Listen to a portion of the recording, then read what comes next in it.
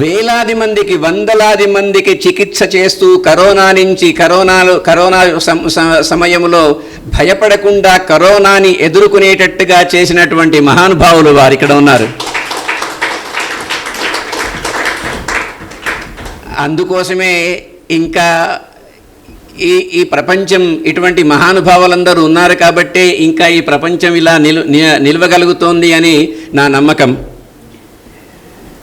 సుదర్శన్ సింగ్ లోధి గారిని మాట్లాడమని ప్రార్థిస్తున్నాను. जय गौ माता। मंच पर उपस्थित आदरणीय श्री अध्यक्ष जी और मुरलीधर राव जी, सुधाकर जी और पद्मा मैडम जी, इन सभी को और मेरे साथियों को सभी को मैं नमन करते हुए पंचगव्य के विषय में 2 शब्द बोलने का प्रयत्न करूँगा। पंचगव्य क्या है बहुत से लोगों को नहीं मालूम। पंचगव्य एक आयुर्वेदिक का पार्ट है। जैसे आयुर्वेद शास्त्र है, हमारा बड़ा शास्त्र है, उसमें एक पार्ट है होम्योपैथी, आयुर्वेदिक से ही निकला हुआ है। एक पार्ट है पंचकर्मा, जो आयुर्वेदिक से ही निकला हुआ है। और एक पार्ट है सिद्धा, वो भी आयुर्वेदिक से ही निकला हुआ है। और एक पार्ट है पंचगव्य, जो आयुर्वेदिक का ही एक पार्ट है। तो ये सभी थेरेपी हमारे आयुर्वेदिक से ही निकले सो है। तो आयुर्वेदिक हमारा इतना बड़ा शास्त्र है, इसको पढ़ना बोले तो हमारा जीवन बस नहीं होता। आयुर्वेदिक को हमको जानकारी हासिल करना बोले तो पहले ज़माने में जो हमारे ऋषि हो गए, चरक ऋषि, सुश्रुत ऋषि, वाग्भट ऋषि, निघंटु ऋषि, पराशर ऋषि, ये सब ऋषियों ने आयुर्वेदिक के ऊपर रिसर्च किया है। रिसर्च करके हमको शरीर में बीमारी क्यों आ रही है, उसका कारण क्या है और बीमारी को भगाने का निवारण क्या है, ये हमको ऋषियों के माध्यम से उन्होंने कुछ शास्त्र लिखे। जैसे चरक संहिता में हमारे जीवन की शैली में कब खाना, क्या खाना, कितना खाना, कैसे खाना, ये सब हमको बताया है। तो हम चरक संहिता जब पढ़ते हैं तो हमको हमारा जीवन निरोगी कैसे रहना है ये हमको समझ में आता है। उसी तरह से वाग्भट ऋषि है, अष्टांग हृदयम अष्टांग संग्रहम का उन्होंने निर्माण किया, उन्होंने लिखा। अष्टांग हृदयम अष्टांग संग्रहम में उन्होंने 7000 सूत्र लिखे हैं। 7000 सूत्र, अगर 7000 सूत्र में से हम एक 10-15 सूत्र भी हम अगर फॉलो करते हैं डेली रूटीन में तो हम कभी भी बीमार नहीं हो सकते। जैसे हम खाना क्या खाना, कब खाना, पानी कब पीना, कितना पीना, कैसे पीना, ये 7000 सूत्रों में वाग्भट ऋषि ने हमको बताया है।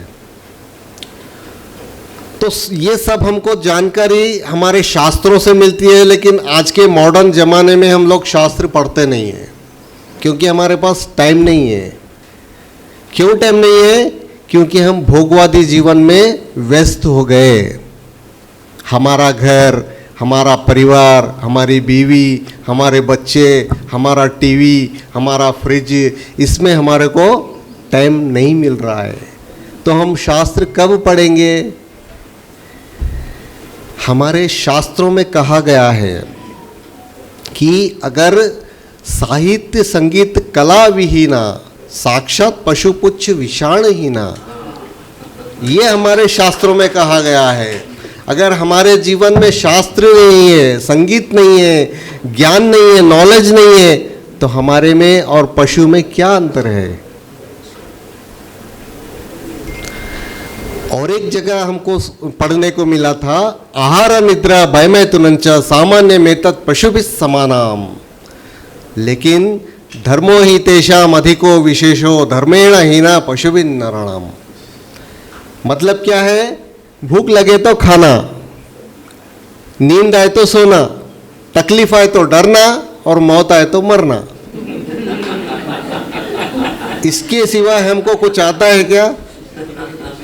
हमारे जो गली में कुत्ता है उसको माइंड है क्या, अक्ल है क्या? लेकिन हमको भगवान ने बुद्धि दिया ना, हम सोच सकते, समझ सकते, बोल सकते, कर सकते। पशु करता क्या? नहीं करता।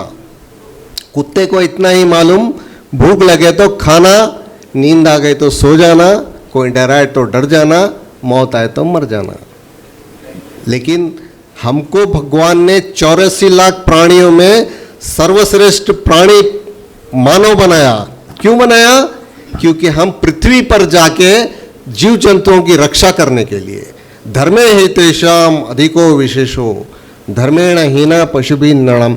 लेकिन हमारा धर्म क्या है हमको नहीं मालूम। हिंदू धर्म इतना ही मालूम, लेकिन हिंदू धर्म इतना ही नहीं, हम कोई भी धर्म में पैदा क्यों ना हुए हो, हमारा कर्तव्य बनता है पृथ्वी पर जितने भी जीव जंतु मनुष्य हैं उन सबकी हमसे जितना हो सके उतना रक्षा करना, सेवा करना, ये हमारा धर्म है। लेकिन हम लोग आज कर रहे हैं क्या? जब हमारा घर में एक लड़का पैदा होता है ना, तो हम सोचते हैं कि इसको इंजीनियर बनाएंगे, इसको डॉक्टर बनाएंगे, इसको साइंटिस्ट बनाएंगे। आज कितने डॉक्टर अपने धर्म पर चल रहे हैं, कितने साइंटिस्ट धर्म की रक्षा कर रहे हैं, कितने इंजीनियर धर्म के लिए काम कर रहे हैं। कोई कर रहे क्या? कोई नहीं कर रहे। क्यों? क्योंकि उनको इतना ही मालूम है कि मैं डॉक्टर बनूंगा, मैं इंजीनियर बनूंगा, मैं साइंटिस्ट बनूंगा, जो भी बनूंगा, नौकरी करूंगा या बिजनेस करूंगा तो पैसा कमाऊंगा। पैसे के कमाने के पीछे पूरी जिंदगी बर्बाद हो जा रही है। पूरा पैसा कितना भी कमाओ, साथ में आने वाला है क्या? हम जब मर जाते हैं, भगवान के पास जब जाते हैं, तो भगवान पूछते हैं कि हमको तू कितना पैसा कमाया? पूछते हैं क्या भगवान? नहीं, तूने क्या कर्म कमाए वो पूछते हैं भगवान। इसीलिए भगवान ने गीता में क्या कहा? कर्मण्येवाधिकारस्ते मा फलेषु कदाचन। मतलब तुम कर्म करते जाओ, फल की इच्छा मत देखो। लेकिन आज नहीं तो कल, कल नहीं तो परसों फल मिलेगा, लेकिन तुम कर्म क्या कर रहे वो देखो। मेरा कहने का मतलब यह है कि हमारा जो मनुष्य शरीर है 84 लाख प्राणियों में सबसे श्रेष्ठ है। तो हम क्या करने आए यहाँ पर और क्या कर रहे हैं? हमको बचपन से संस्कार नहीं मिलते हैं। बच्चा जैसा ही 3 साल का होता है, 2.5 साल का होता है, उसको कॉन्वेंट स्कूल में डाल देते हैं। कॉन्वेंट स्कूल में पढ़ने के बाद उसको नर्सरी स्कूल में डाल देते हैं। नर्सरी स्कूल में पढ़ने के बाद उसको हाई स्कूल में डालते हैं। हाई स्कूल में डालने के बाद उसको कॉलेज में, कॉलेज से उसके बाद वो फिर नौकरी धंधा उसमें बिजी हो जाता है। आहार निद्रा भय में तमंचा, यही हो जाता है उसको। हमारा टारगेट क्या है? हमको भगवान ने मनुष्य शरीर दिया तो हमारा लक्ष्य क्या है भाई? आप सबका कुछ ना कुछ टारगेट होगा यहाँ पे। मुझे 1 करोड़ रुपया कमाना है 1 महीने में, ये मेरा टारगेट है। मुझे डॉक्टर बनना है, ये मेरा टारगेट है। डॉक्टर बनने के पीछे वो पढ़ते रहता है, नीट का एग्जाम देता है, उसमें रैंक लाता है, फिर MBBS पढ़ता, फिर उसमें पढ़ता, फिर वो बाहर जाके विदेश जाके MS करता, फिर वो पढ़ता। आखिर पढ़ पढ़ के जितना डिग्री हासिल कर लिया, अंत में क्या? पैसा। सब पैसे के लिए कर रहे हैं, सब पैसे के लिए। हम भी पैसे के लिए कर रहे हैं। क्यों? क्योंकि हमारे पीछे हमारी बीवी बच्चे परिवार है, उनको चलाते हुए हमको हमारा धर्म निभाना है। तो क्या करना है? गाय की सेवा करो। गाय की सेवा अगर हम करते हैं तो गाय के शरीर में देखिए 33 कोटि के देवी देवताओं का वास होता है। गौमय वसते लक्ष्मी ही, गौमय सरस्वती, ऐसा हमको गाय के चित्र में हमको दिखाई देता है। मतलब गाय के शरीर में 33 कोटि के देवी देवता है। आप गाय को एक रोटी खिलाओ, 33 कोटि देवी देवता के आपको पुण्य मिलते हैं। आपको ये डेली का कुछ एक पुण्य कर्म करो तो गाय के करीब जाओ।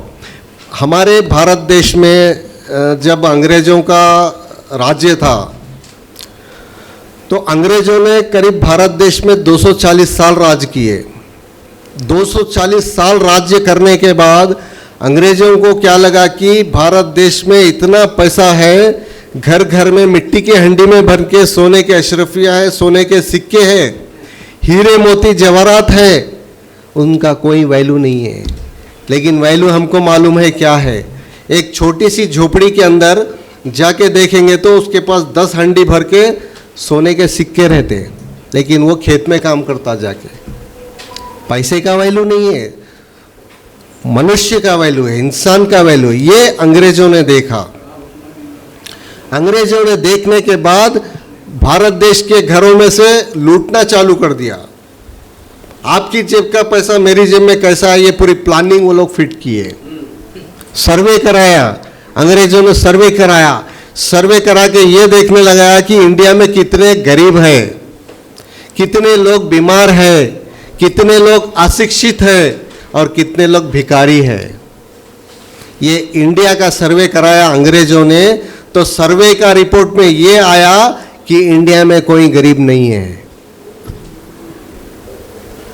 इंडिया में कोई भिखारी नहीं है, इंडिया में कोई अशिक्षित नहीं है। क्योंकि हमारे उस समय में भारत देश के हर गांव में 7000 गांव में 7000 गुरुकुल चलते थे।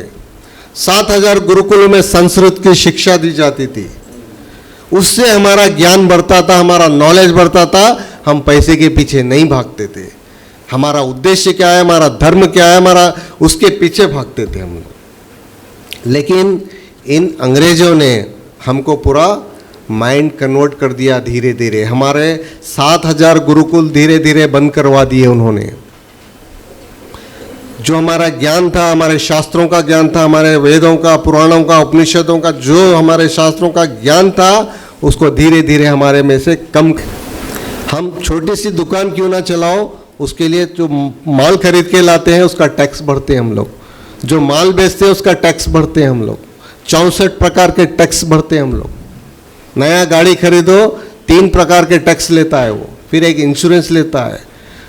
जब हमको गाड़ी आती है, मेडिसिन दवाई हम खरीदने जाओ, हमको टैक्स लगता है।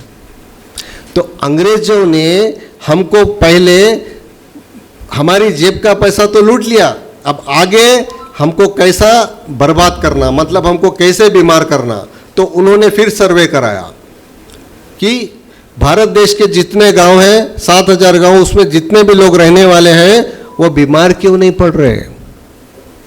तो वो सर्वे की रिपोर्ट आई। रिपोर्ट में ये पाया गया कि घर के बाहर सभी के गाय है, इसीलिए कोई बीमार नहीं पड़ रहा, क्योंकि गाय हमारे घर का सुरक्षा चक्र है। गाय हमारे सुरक्षा, हमारे घर की, हमारे परिवार की, हमारी फैमिली की रक्षा करती है। क्योंकि गाय का जो गोबर गिरता है, उस गोबर की सुगंध से कोई वायरस हमारे घर पे नहीं आता है। आप लोगों ने भोपाल कांड सुना होगा, भोपाल गैस कांड। भोपाल गैस कांड में जितने भी लोग मारे गए वो सब एक साजिश थी। लेकिन उस साजिश पे जितने भोपाल गैस कांड में लोग बच गए, उसका कारण क्या है? गौ सेवा। वो लोगों के घर पे गाय थी, गाय का लीपा पोता करते थे, मुग्गू डालते थे, और इसलिए वो गाय की जो स्मेल से वायरस उनके घर पे प्रवेश नहीं करा और वो लोग बच गए। हाँ, डेली प्रतिदिन हवन करते थे वो लोग। तो वो लोग उसके प्रभाव में गाय का घी से हवन करना, गाय के गोबर से लीपा पोता करना, गाय का गोमूत्र पीना, इससे उनका शरीर निरोगी था और उनको कोई गैस कांड नहीं मार सकी। इसलिए भोपाल गैस कांड में वही लोग बचे जो गाय के संरक्षण में थे। तो मेरा कहने का मतलब क्या है, जिस घर में अगर गाय होती है उस घर का सदस्य कोई बीमार नहीं होता है। हमारी गलतियों से हम बीमार पड़ते हैं, क्योंकि आज समाज में हम जो भी खा रहे हैं सब केमिकल है, सब में यूरिया डीएपी है। आप कोई भी दाल खाओ उसमें केमिकल, कोई भी चावल खाओ उसमें केमिकल, कोई भी सब्जी खाओ उसमें केमिकल, कोई फ्रूट खाओ उसमें केमिकल। लेकिन आदि काल में जब हमारे घर घर में किसान के पास गाय थी तो वो जीरो बजट खेती करता था, ऑर्गेनिक फार्मिंग करता था और कोई बीमार नहीं पड़ता था। आज हमारे जीवन में से गाय चली गई, इसलिए हम बीमार पड़ रहे हैं। मैं कई लोगों को बोलता हूँ, जितने हमारे पास पेशेंट आते हैं उनको बोलता हूँ कि आप घर पे गाय रख लो, आपका बीमारी पूरा चले जाएगा। तो वो बोलता कि गुरुजी हमारे पास घर पे गाय रखने को जगह नहीं है, कहाँ रखना। अरे 25 लाख की कार खरीदने के लिए आप जगह बनाते हैं, एक गाय खरीदने के लिए जगह नहीं बनाते। సార్ స్మాల్ ఇంటర్ప్రిటేషన్ ఇప్పుడు 3 అడుగుల కొత్త గాయ बनाले అవి వాటి వల్ల ఆ గాయ శరీరానికి क्लेशम फर्स्ट कुछ होता है क्या, इज इट वेलकम थिंग अरे unwelcome thing and they say that in that's also you can maintain it in your balcony, it's coming in social media, उसके ऊपर आपका कुछ राय है तो इनको सब आपने बहुत अच्छा सवाल किया है, मैं कोशिश करूंगा कि उनका समाधान हो जाए। भारत देश में जब अंग्रेज़ों का राज्य था तब हमारे पास गायों के 350 से ज़्यादा प्रजाति थे। 350 से ज़्यादा प्रजाति मतलब ब्रीड्स, गाय के अलग अलग ब्रीड्स, अलग अलग प्रजाति। वो 350 प्रजातियों को अंग्रेज़ों ने कम कराया, धीरे धीरे ख़त्म कराया। क्यों? क्योंकि गाय हमारा सुरक्षा चक्र है, उसको तोड़ा। तो इन 350 प्रजातियों में से एक प्रजाति है जो पुंगनुर, सो आपका क्वेश्चन है पुंगनुर, जो 12 मुठ की होती है। इट्ला మనం 12 ముట్ చేస్తే ఎంత సైజ్ వస్తుంది అంతే అవుతుంది आउ साइज।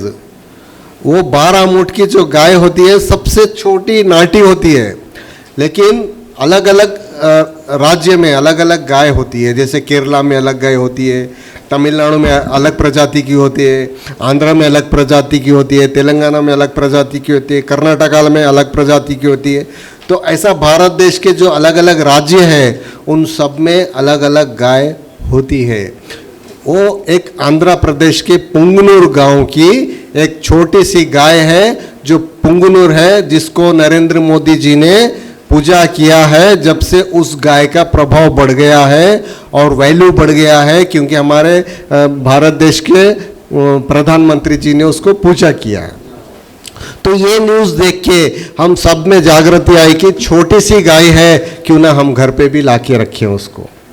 लेकिन जब से नरेंद्र मोदी जी ने उसको पूजा किया, जब से टीवी में न्यूज़ में आ गया, उस समय से उस गाय का रेट बढ़ गया।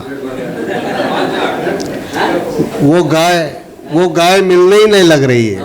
पहले उस गाय को 60,000 रुपए में कोई नहीं खरीदता था, लाख रुपए में कोई नहीं खरीदता था। पुंगनुर वाले लेके जाओ बोलते थे, 1-2 गाय लिए तो एक फ्री ले जाओ बोलते थे। लेकिन जब से नरेंद्र मोदी जी ने गाय की पूजा की, तब से गाय का रेट 5 लाख में भी गाय नहीं मिल रही है। आप 5 लाख लेके बैठो, 5 लाख कैश लेके जाओ, पुंगनुर को जाओ, वो बोलेगा कि मेरे पास गाय नहीं है। गाय का भाव इतना बढ़ गया है। क्यों? क्योंकि हमारे प्रधानमंत्री जी ने उसकी सेवा की, पूजा की। वैसे तो गाय का कोई मूल्य नहीं है मेरे भाई, गाय अमूल्य है। गाय को हम करोड़ रुपए में खरीदे तो भी कम है। गाय हमारे को करोड़ों रुपए का जीवन दान देती है, गाय की कोई कीमत नहीं है। हमारे पास, मेरे पास जितने भी पेशेंट आते हैं, चाहे कोई भी बीमारी के होने दो, सर्दी खांसी, arthritis, neck pain, back pain, या फिर tuberculosis, blood cancer, sugar, BP, thyroid, tumour, cyst, gynaec problem, जो भी समस्याएं से मेरे पास रोगी आते हैं, इन सब को पंचगव्य से ठीक करता हूं और 100% रिजल्ट है।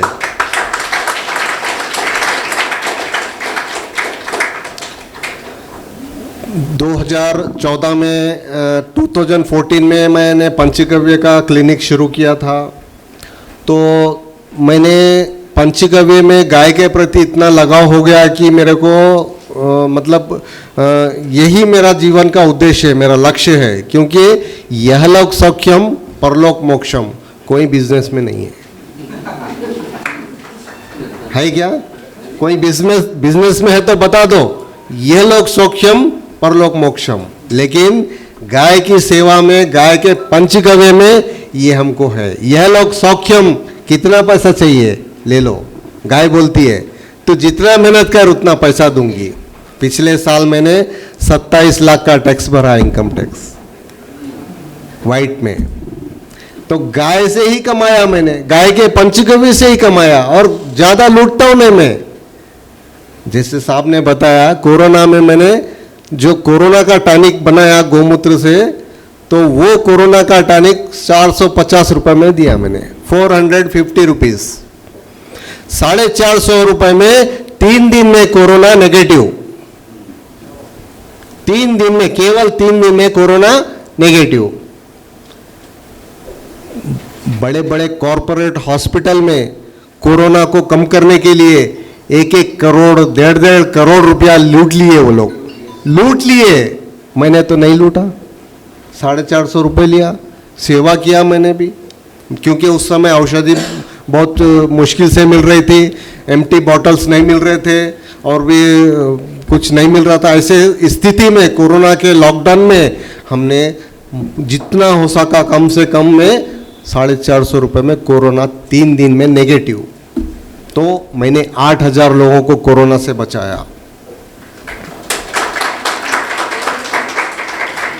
मेरे पास पंचगव्य का हॉस्पिटल भी है, पेशेंटों को एडमिट करता हूँ और उनको जैविक भोजन देके उनको 15 दिन ट्रीटमेंट करके अच्छा करके भिजाता हूँ। तो ऐसे ही मेरे अभी 3 क्लिनिक है और 2 हॉस्पिटल है। ये सब गौ माता के आशीर्वाद से मैं कर रहा हूँ और मैं आगे बढ़ रहा हूँ। देश को निरोगी करने का हमारा सपना है, गौ माता से निरोगी भारत। तो कहने का तो अभी बहुत है, लेकिन सर समय दिए तो मैं बोलना चाहूँगा। देखिए, हमारे जीवन में सभी के लाइफ में अभी कुछ ना कुछ लिटिल बिटिल बीमारियां रहती है, छोटी छोटी बीमारियां, किसी को लंबी बीमारी, हर एक के शरीर में कुछ ना कुछ प्रॉब्लम है। अभी नहीं है बल्कि कोई नहीं है ऐसा, कुछ तो भी है। कॉन्स्टिपेशन तो भी रहता है, एसिडिटी गैस तो भी रहता है, घुटनों में दर्द, कमर में दर्द, कुछ तो रहता है, कुछ नहीं तो नहीं शुगर बीपी तो रहता है। हमारे शरीर में कुछ ना कुछ बीमारी है, उसका कारण क्या है? आहार। हमारा आहार और हमारा दिनचर्या, ये 2 मिलके हमारा शरीर खराब हो रहा है। जब हम पैदा होते हैं माँ के गर्भ में से, तो हम जब छोटे रहते हैं उस समय हमारे को शुगर रहता क्या? उस समय अर्थराइटिस रहता क्या?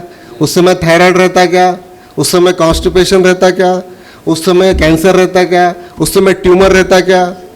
जब हम माँ के गर्भ में से पैदा होते हैं तो कोई बीमारी नहीं रहती है, लेकिन जब हम बड़े होते रहते हैं तो बीमारी बढ़ते रहती है, और बीमारी भर के जब हम मरते हैं तो भगवान के पास जब हम जाते हैं तो बीमारी भरा शरीर देते हैं भगवान को।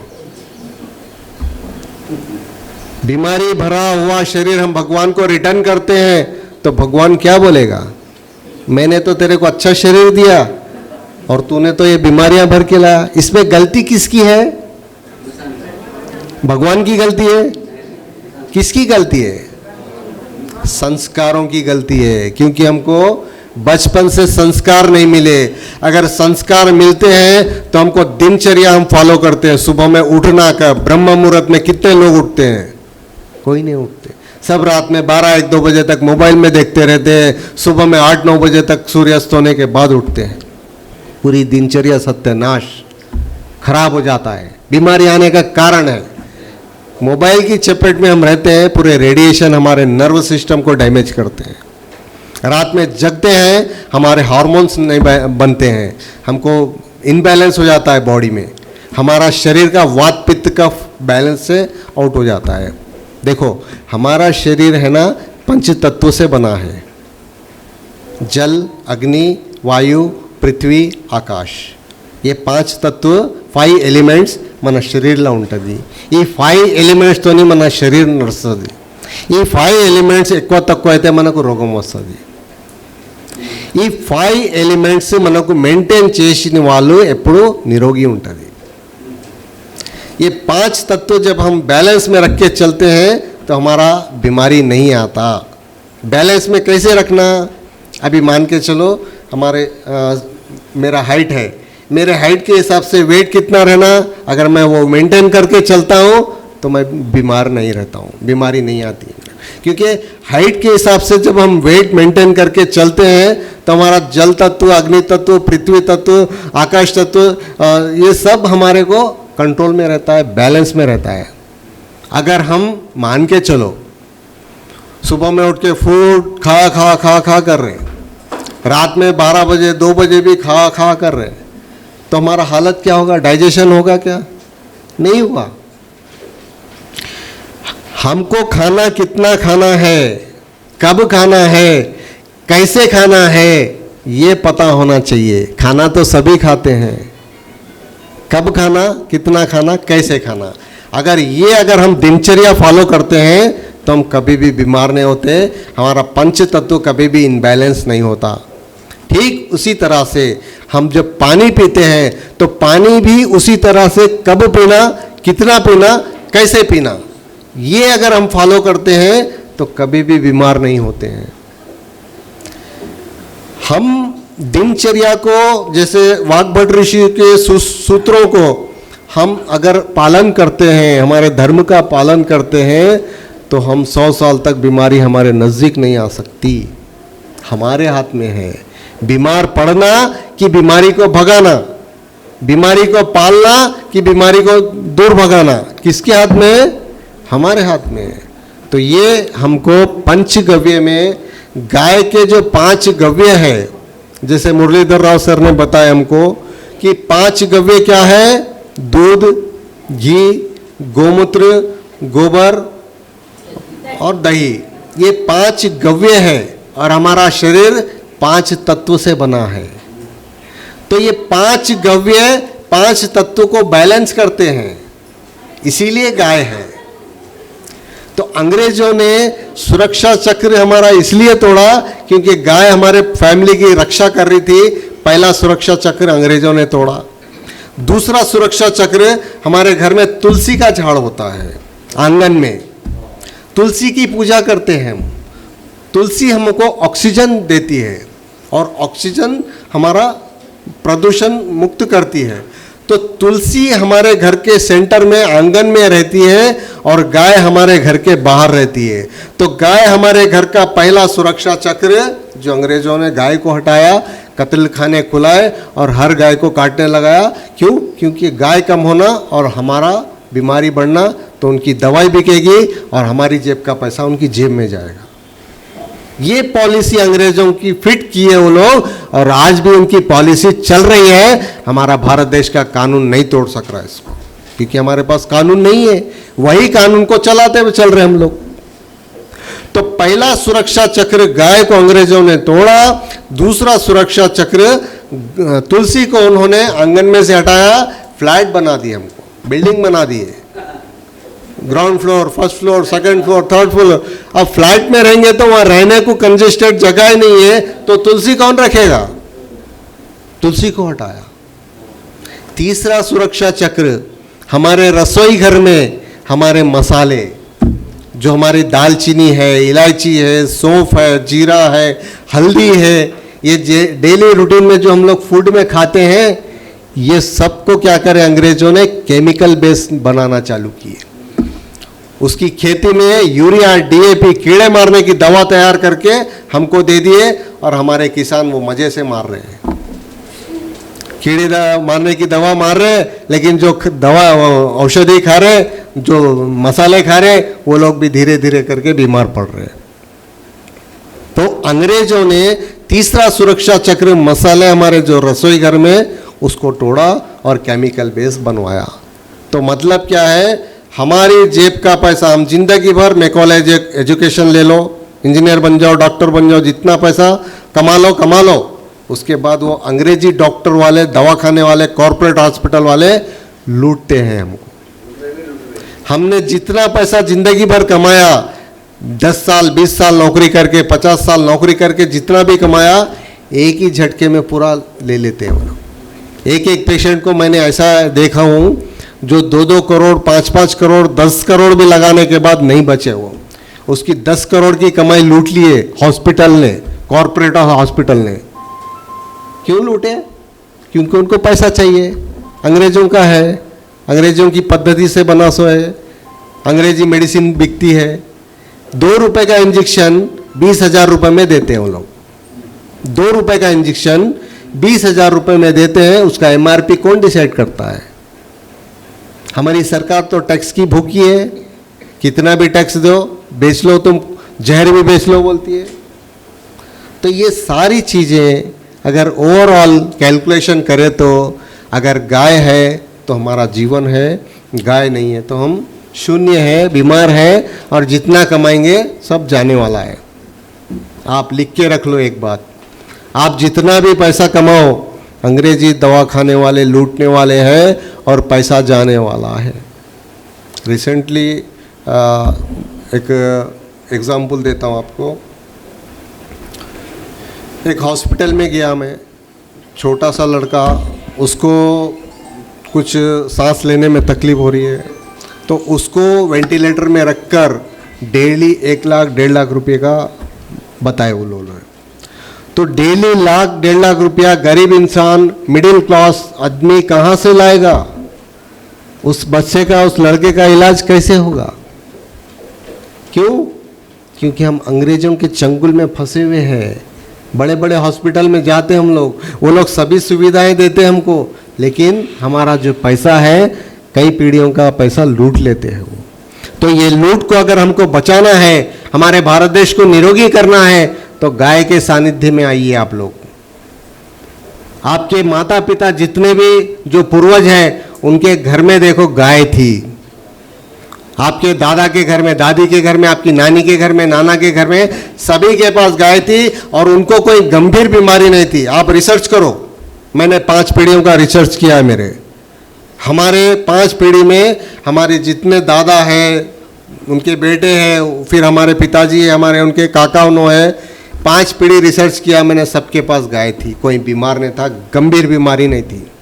लेकिन आज हमको पंचगव्य के बारे में संतोष जी ने इतना अच्छा ऑर्गेनाइज किया है कि हम कुछ जानकारी ले सके। लेकिन पंचगव्य तो क्या है ऐसी है बोल के समझते हम लोग। ऐसे ही नहीं है मेरे भाई, ऐसे ही नहीं है मेरी बहन। पंचगव्य में इतना ताकत है, वर्ल्ड की कोई दवाई में नहीं है। गाय के गोमूत्र में 18 माइक्रोन्यूट्रिएंट होते हैं, 18 से 24 माइक्रोन्यूट्रिएंट होते हैं गाय के गोमूत्र में। जो हमारी बॉडी में हमको चाहिए वो गोमूत्र में मिलते हैं। आयरन रहता है, कैल्शियम रहता है, सल्फर रहता है, ये सब हमको चाहिए डेली रूटीन में। कहाँ मिलता है? गाय के गोमूत्र में। आप घर पे भैंस का दूध पीते होंगे या पैकेट का दूध पीते होंगे, 1 लीटर दूध पीने के बाद आपको उतनी ताकत नहीं आती जितना 10 ml गोमूत्र में आती है। 1 लीटर दूध में उतना आपको प्रोटीन, न्यूट्रिएंट्स, माइक्रोन्यूट्रिएंट नहीं मिलते होंगे जितना आपको 10 ml गोमूत्र में आती है। आज से आप गोमूत्र पीना चालू कर दो। 10 ml जहाँ गाय रहती है, डायरेक्ट गाय के पास जाओ, थोड़ा कलेक्ट कर लो बॉटल में, कलेक्ट करके उसको थोड़ा कपड़ा से 7 बार छान लो।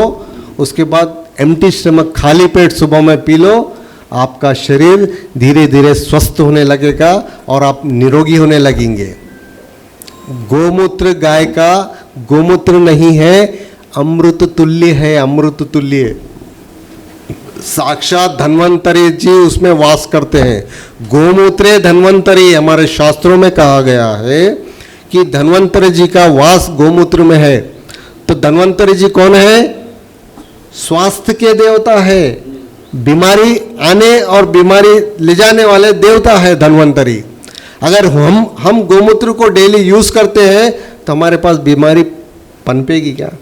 मार्केट में गो अर्क बेच रहे हैं ना, तब गो अर्क ले सकते हैं क्या? हाँ, ले सकते हैं। अर्क बेच रहे हैं ना, गोमूत्र से बना। गो अर्क हम भी बनाते हैं। अभी मुरलीधर राव जी भी यहाँ पे लाए हैं, आपको बताएंगे, डेमो बताएंगे कौन से मेडिसिन बनते हैं, क्या क्या काम आती है, ये सब आपको बताएंगे। तो गो अर्क अगर जो गाय के नज़दीक नहीं रहते हैं, डायरेक्ट गोमूत्र नहीं पी सकते हैं, तो उनके लिए गोमूत्र है, अर्क है, हम लोग अर्क पी सकते हैं। अर्क भी वही काम करेगा जो गोमूत्र करता है, सिर्फ गोमूत्र में से अमोनिया को निकाल दिया जाता है, क्योंकि अमोनिया अगर गोमूत्र में रहेगा तो वो धीरे धीरे गाढ़ हो जाएगा, दूसरे दिन हम नहीं पी सकते हो, हमारा नली जलेगा, पीने को नहीं आएगा। इसीलिए उसमें से अमोनिया निकाल के उसको डिस्टिलेशन करके अर्क बनाते हैं। तो अर्क आप 5 साल भी रखो खराब नहीं होता, उसमें कोई कीड़ा नहीं पड़ता। आप गंगा जल कितने लोग घर पे रखे?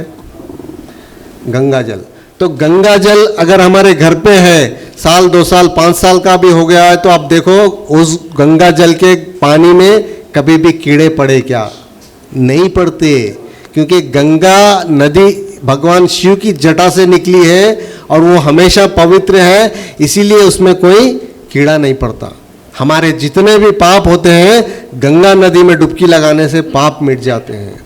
तो ऐसी पवित्र नदी का पानी, उसमें कीड़ा नहीं पड़ता है। उसी तरह से जो गाय का पवित्र गोमूत्र है, जिसमें धन्वंतरी देवता का वास है, 24 माइक्रो न्यूट्रिएंट्स हैं, उसमें कभी भी कीड़ा नहीं पड़ता। तो कहने का तो अभी बहुत कुछ है, लेकिन पंचगव्य के बारे में हमको जानना है तो हमारे पास बीरमगुड़ा में कोर्स भी चलता है, पंचगव्य का कोर्स भी, डिप्लोमा कोर्स भी चलता है, और हम लोग ट्रेनिंग भी देते हैं, और पार्लियामेंट्री बोर्ड का सर्टिफिकेट भी मिलता है, और उसके बाद हम लोग क्लिनिक भी चला सकते हैं या हॉस्पिटल भी चला सकते हैं। हमारा यहलोक सौख्यम परलोक मोक्षम भी कर सकते हैं, इसमें कोई एज लिमिट नहीं है, कोई भी कर सकते हैं। थोड़ा पढ़ने लिखने आ गए तो भी बस है। ये सर्टिफिकेट है ऑफिशियली, मतलब हाँ, ऑफिशियल सर्टिफिकेट है, वैलिड है, आप वैलिड है। हाँ, तो ऐसा हम लोग कर सकते हैं। और बीरमगुड़ा में हमारा पंचगव्य रिसर्च सेंटर है, जिसमें हम लोग औषधियों का निर्माण करते हैं। पंचगव्य से दवाइयाँ कितने बनते हैं, अर्क कितने प्रकार के बनते हैं, गनवटी कितने प्रकार के बनते हैं, और स्प्रे बनते हैं, ऑइंटमेंट बनाते हैं, और पाउडर फॉर्म में, चूर्ण फॉर्म में बनाते हैं, साबुन बनाते हैं, शैम्पू, डेली रूटीन के जितने भी है, शैम्पू है, साबुन है, जितना भी हम लोग पंचगव्य में बनाते हैं डेली रूटीन के प्रोडक्ट, हम लोग अगर वो खरीदने लग जाएंगे घरों में, हर घर में पंचगव्य का प्रोडक्ट पहुंचेगा, तो जो पंचगव्य का प्रोडक्ट जो बना रहे हैं उनको 2 रुपये मिलेंगे, और जो गाय को भी खाने के लिए घास को चारा मिलेगा। तो मेरी आपसे सबसे विनम्र विनती है कि आप लोग गाय के पंचगव्य या पंचगव्य से जो भी प्रोडक्ट बन रहा है वो सब खरीदिए। यहाँ पर जितने स्टॉल लगे हैं, ये जाने से पहले पूरे स्टॉल खाली हो जाना चाहिए। उन लोगों ने जितना मटेरियल लाया पूरा ख़त्म हो जाना चाहिए, क्योंकि हम लोग घर में जो साबुन से नहाते हैं वो केमिकल का साबुन है, कास्टिक रहता है। वो कास्टिक हमारी आँख में गया तो आँख जलती है, और आँख की जो बारीक नसें होती हैं, पता है आँख में कितनी बारीक नस होती है? हमारा जो बाल होता है ना, ये बाल को 60 हिस्से करो, 60 टाइम्स डिवाइड करो, वो जितना बारीक होता है ना, उतनी बारीक हमारी आँख की नस होती है। अगर वो नस में अगर कास्टिक बार बार जाएगा, डेली जाएगा, तो वो नस की स्थिति क्या होगी?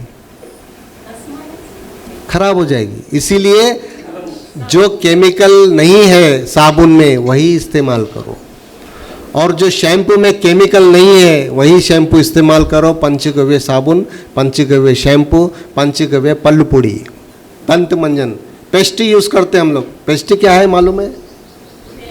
पेस्ट कैसे बनता है मालूम है? केमिकल रहता है, लॉरेल सल्फेट रहता है पेस्ट में। लॉरेल सल्फेट अगर आपके रक्त को, ब्लड को टच हो गया तो ब्लड कैंसर पैदा होता है। बहुत कैंसर हो रहा है पेस्ट यूज़ करने से।